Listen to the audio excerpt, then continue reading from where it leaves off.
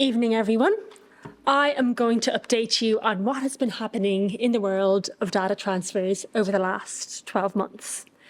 I will also talk about what we might see happen over the coming months, potentially years.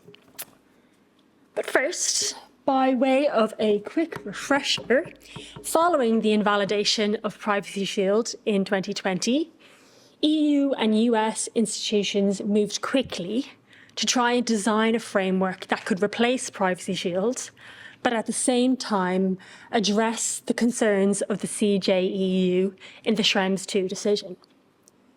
Through this process, and following some political pressure, President Biden signed an executive order implementing the EU-US Data Privacy Framework, or DPF.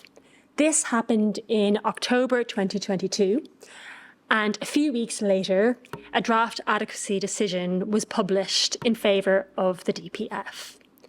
Now, notwithstanding the fact that this draft received some criticism, including from the EU Parliament, the EU Commission formally adopted an adequacy decision in favour of the DPF last July 2023. Now, when we heard this news, I think as data privacy lawyers, we breathed a sigh of relief. And we maybe got a bit ahead of ourselves and began to imagine a world where data can flow freely from the EU to the US without endless paperwork, impact assessments, and without populating data processing annexes. This, put quite simply, was a form of data privacy utopia. Alas, as we know from ghosts of data bridges past, building a bridge that is stable is far from straightforward. No sooner had adequacy been adopted than various campaigners rudely announced that they were going to challenge it. Indeed, a challenge has already been brought by French citizen Philippe Letton.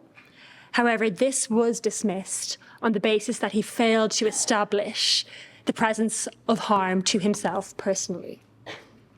This dismissal shows us that if any challenge is to be brought against the DPF, it should be through a well-researched and coordinated effort, perhaps by a group with sufficient resources and a track record of bringing down data transfer bridges. Yes, in a twist nobody could have predicted. NOIB have been highly critical of the DPF and will challenge it.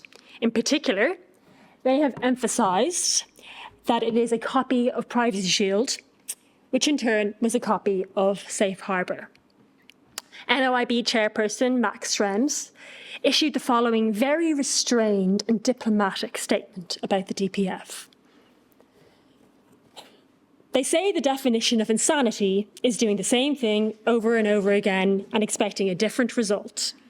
Just like Privacy Shield, the latest deal is not based on material changes, but by political measures and interests. Once again, the current Commission seems to think that the mess will be the next Commission's problem. Okay.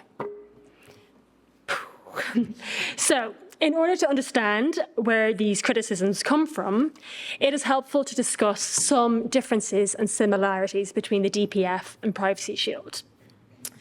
A similarity is that the DPF contains a set of data protection principles that participants must comply with. These are almost identical to those contained in the Privacy Shield. A difference is that complaints will not be handled by an ombudsperson, but by a Civil Liberties Protection Officer, or CLPO.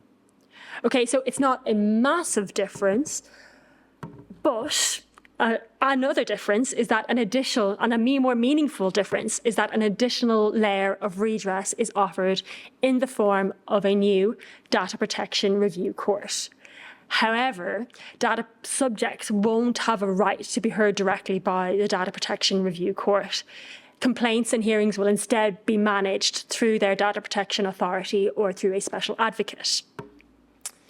Another difference is that access of US intelligence agencies to EU data must now be necessary and proportionate to national security needs. This is an attempt to address the concerns of the CJEU in Schrems II.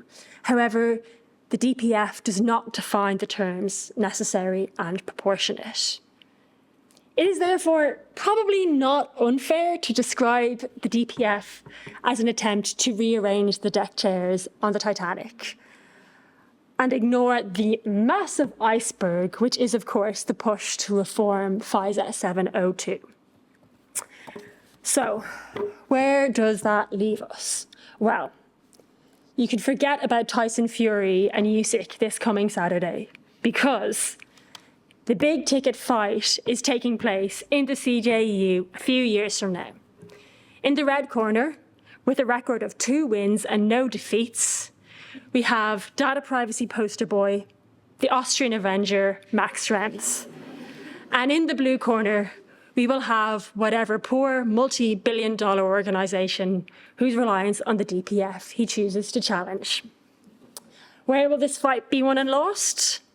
Well, success of the DPF may hang on whether intelligence agencies' access to EU data has been restricted in a meaningful way. Like I said before, the DPF does not define the terms necessary and proportionate. Conversely, these principles are very carefully defined and applied in the EU, and they therefore may not be applied or interpreted in the same way in the US. One can therefore probably question whether the DPF truly offers essential equivalence. However, the CJEU may take the view that, you know what, we think these restrictions go far enough and we're going to choose to uphold the DPF. Therefore, the outlook is perhaps not as bleak as we may think, and it's important to acknowledge that although there may be a few clouds in the sky, the future for the short term is still relatively bright. In particular, we should appreciate that improvements have been made to the redress scheme. The DPF does remain valid for the time being, and almost 3,000 organisations have signed up to it. If it is to be challenged, this won't happen for a few years. And if it is to be challenged, alternative safeguards still remain available in the form of BCRs and SCCs. And finally, another positive is that US entities can extend their DPF certifications to cover UK data as well as EU data. So to summarise, we are getting closer to that data privacy utopia, but we're probably not there yet. In keeping with the Titanic theme, I think as data privacy lawyers, sometimes the wait for a bulletproof transfer framework feels a little bit like this. But hopefully, it won't be 84 years before we get one. Thanks so much. I'm going to hand you over to Jamie, who will talk about dark patterns.